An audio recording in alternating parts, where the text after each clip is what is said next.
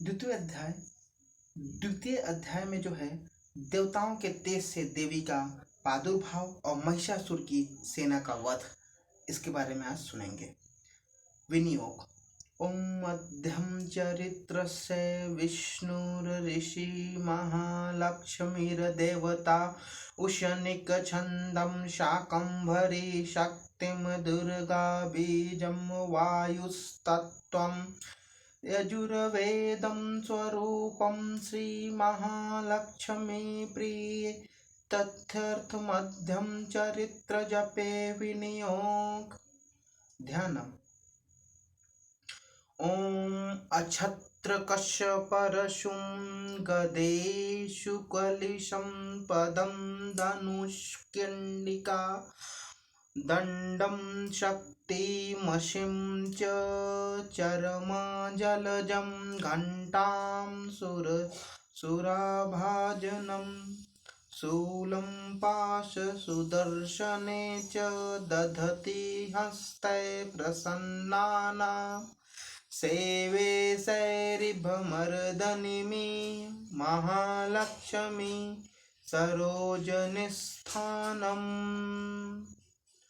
ओम ह्रीं देवासुरभूमदूदं पूर्णमशब्दं पुरा।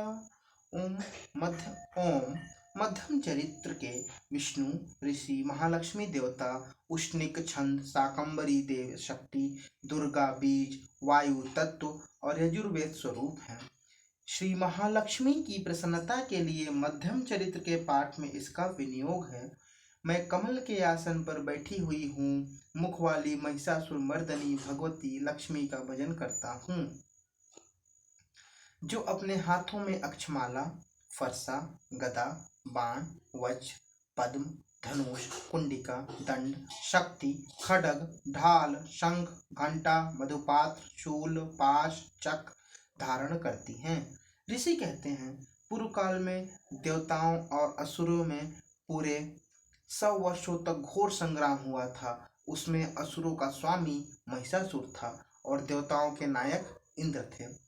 उस युद्ध में देवताओं की सेना महाबली असुरों से परास्त हो गई। संपूर्ण देवताओं को जीतकर महिषासुर इंद्र बन बैठा। तब पराजित देवता प्रजापति विष्णु ब्रह्मा जी के आगे आए और जहाँ ब्रह्मा जी के पास आए वहीं पर भगवान शंकर और विष्णु विराजमान थे।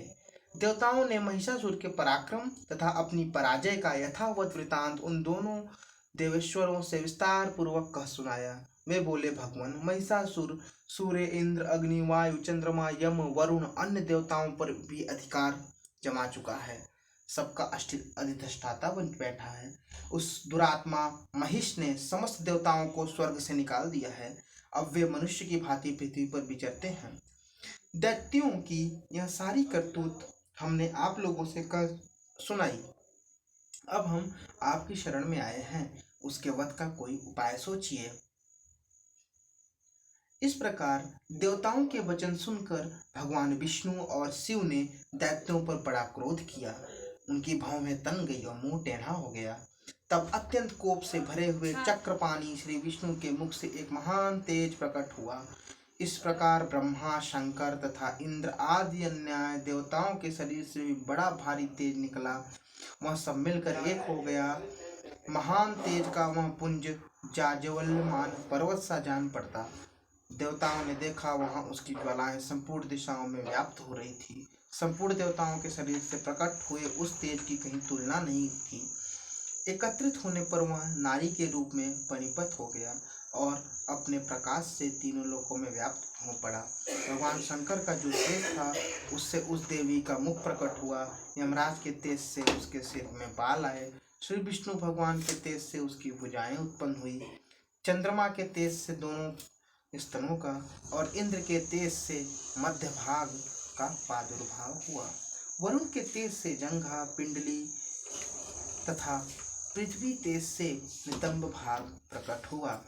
ब्रह्मा के तेज से दोनों चरण और सूर्य के तेज से अंगुलियां हुई। वसु के तेज से हाथों की अंगुलियां और कुबेर के तेज से नासिका प्रकट हुई। उस देवी के दांत प्रजापति के तेज से और तीनों नेत्र अग्नि के तेज से प्रकट हुए। उसकी भौहें संध्या के और कान वायु के तेज से उत्पन्न हुए। इस प्रकार अन्य देवताओं के तेज से भी उस कल्याणकारी देवी का आविर्भाव हुआ। तदनंतर समस्त देवताओं के तेज से प्रकट हुई उस देवी को देखकर महिषासुर के सताए हुए देवता बहुत प्रसन्न हुए। पिनाकधारी भगवान शंकर ने अपने शूल से एक शूल निकालकर उन्हें दे दिया।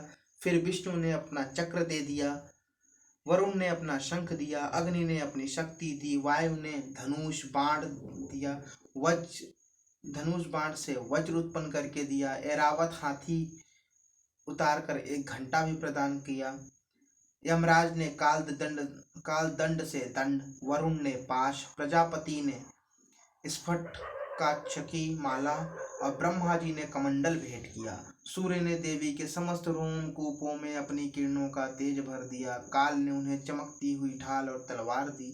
क्षीण समुद्र ने उज्ज्वल हार तथा कभी जीर्ण न होने वाले 2 दिव्य वस्त्र भेंट किए। साथ ही उन्होंने दिव्य चूड़ामणि, 2 कुंडल, कड़े, उज्ज्वल अर्धचंद्र, सब बाहुओं के लिए केयूर, दोनों चरणों के लिए निर्मल नुपुर, गले की सुंदर हंसली और सब अंगुलियों में पहनने के लिए रत्नों की बनी अंगूठियां भी दी। विश्वकर्मा ने उन्हें अत्यंत निर्मल फरसा भेंट किया। साथ ही अनेक प्रकार के अस्त्र और अभेद कवच दिए। इनके सिवा मस्तक और वक्ष स्थल पर धारण करने के लिए कभी न कुम्हलाने वाले कमलों की मालाएं दी। जलधि ने उन्हें सुंदर कमल का फूल भेंट किया। हिमालय ने सवारी के लिए सिंह दिया और भांति भांति के रत्न समर्पित किए। धनधान्य कुबेर ने मधु से भरा पान पात्र दिया। संपूर्ण नागों के राजा शेष ने इस पृथ्वी को धारण जो करते हैं, उन्होंने मणियों से विभूषित नागहार दिया। इस प्रकार अन्य देवताओं ने भी अनेक अनेक आभूषण, अस्त्र शस्त्र देवी जी को दिया। तत्पश्चात उन्होंने बारंबार अट्टहास पूर्वक उच्च स्वर गर्जना की। उनके भयंकर नाद से संपूर्ण आकाश गूंज उठा। देवी का यह अत्यंत उच्च स्वर से किया हुआ सिंहनाद कहीं समा न सका। आकाश उसके सामने लघु प्रतीत होने लगा। उससे बड़े जोर की प्रतिध्वनि हुई, जिससे संपूर्ण विश्व में हलचल मच गई और समुद्र कांप उठे, पृथ्वी डोलने लगी, समस्त पर्वत हिलने लगे। उस समय देवताओं ने अत्यंत प्रसन्नता के साथ सिंहवाहिनी भवानी से कहा, देवी तुम्हारी जय हो। साथ ही महर्षियों ने भक्ति भाव से विनम्र होकर उनका स्तुति किया। संपूर्ण त्रिलोकी को क्षोभग्रस्त देख दैत्यगण अपनी समस्त सेना को कवच आदि से सुसज्जित कर हाथों में हथियार ले सहसा उठ कर रहे हुए। उस समय महिषासुर बड़े क्रोध में आकर कहा, क्या हो रहा है? फिर यह संपूर्ण असुरों से घेर कर उस सिंहनाद की ओर लक्ष्य करके दौड़ा और आगे पहुंचकर उसने देवी को देखा, जो अपनी प्रभा से तीनों लोक को प्रकाशित कर रही थी। उनके चरणों के भार से देवी पृथ्वी दबी जा रही थी। माथे के मुकुट से आकाश में रेखा खींच रही थी तथा वे अपने धनुष की टंकार से 7 पातालों को क्षुब्ध किए देती थी। देवी अपनी हजारों भुजाओं से संपूर्ण दिशाओं को आच्छादित करके खड़ी थी। तदनंतर उनके साथ दैत्यों का युद्ध छिड़ गया। नाना प्रकार के अस्त्र शस्त्र प्रहार से संपूर्ण दिशाएं उद्भाषित होने लगी। अस्त्र और शस्त्र जो होता है, अस्त्र होता है जिसको छोड़ के चलाया जाता है और शस्त्र जिसको हाथ में लेके युद्ध किया जाता है। चिछुर महान असुर महिषासुर का सेना नायक था। वह देवी के साथ युद्ध करने लगा। अन्य दैत्यों की चतुरंगिनी सेना साथ लेकर चामर भी लड़ने लगा।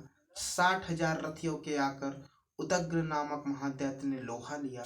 1 करोड़ रथियों को साथ लेकर महाहनु नामक दैत्य युद्ध करने लगा, जिसके रोए तलवार समान तीखे थे। और अतिलोमा नामक महादैत्य 5 करोड़ रथी सेना सहित युद्ध में आ डटा।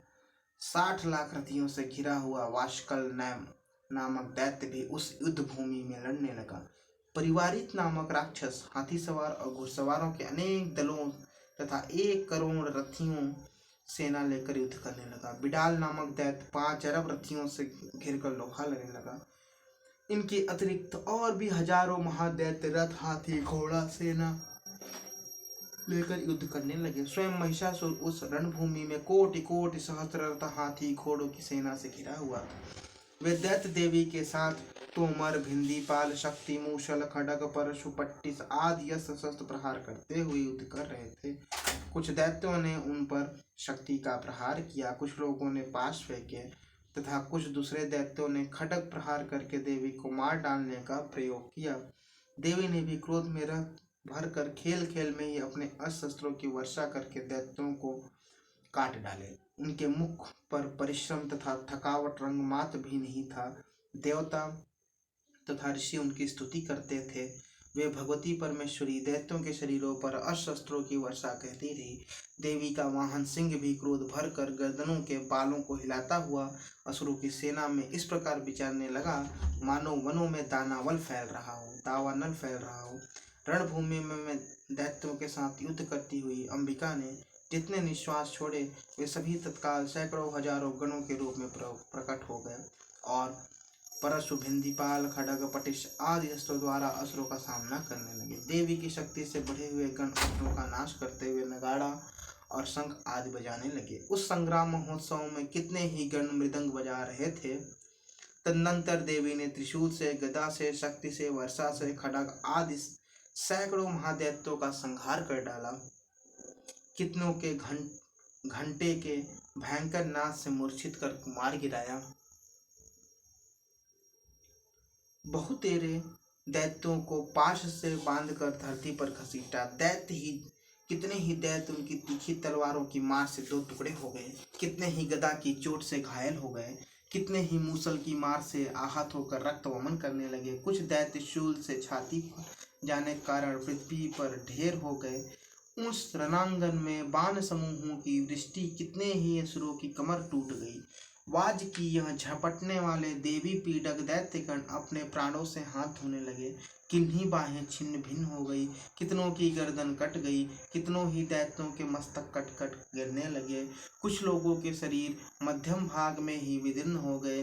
कितने ही महादैत्य जांघें कट जाने से पृथ्वी पर गिर पड़े। कितनों के ही देवी ने बाँह, पैर, नेत्र और टुकड़ों में चीर डाले। कितने ही दैत्य मस्तक कट जाने पर भी गिर कर और उठकर फिर जाते और केवल धड़ के रूप में हथियार चलाकर लड़ रहे थे। दूसरे कबंध युद्ध के बाजों की लय पर नाचते थे। कितने ही बिना सिर के धड़ में ही शक्ति से लड़ रहे थे तथा दूसरे महादैत्य ठहरो ठहरो यह कहते देवी को युद्ध के लिए ललकारते थे। जहाँ वह घोर संग्राम हुआ था वहाँ की धरती देवी के गिराए हुए रथ, हाथी, घोड़े, असुरों की लाशों से ऐसी पट गई कि वहाँ चलना फिरना असंभव हो गया। दैत्यों की सेना में हाथी, घोड़े, असुरों के शरीरों से इतनी अधिक मात्रा में रक्तपात हुआ कि वहाँ खून की नदियाँ बहने लगी। जगदम्बा ने असुरों को विशाल सेना के क्षण भर नष्ट कर दिया, जैसे तृण और काठ के भारी ढेरकों के आग कुछ ही क्षणों में भस्म कर देती है। और वह सिंह भी गर्दन के बालों को हिला हिलाकर जोर से सिंह गर्जना करता हुआ दैत्यों के शरीरों से मानो उनके प्राण चुने लेता था। वहां देवी के गणों ने भी उन महादैत्यों के साथ युद्ध किया, जिससे आकाश में हुए देवतागण उन पर संतुष्ट हुए और फूल बरसाने लगे। इस प्रकार महिषासुर की सेना का वध का दूसरा अध्याय पूर्ण हुआ।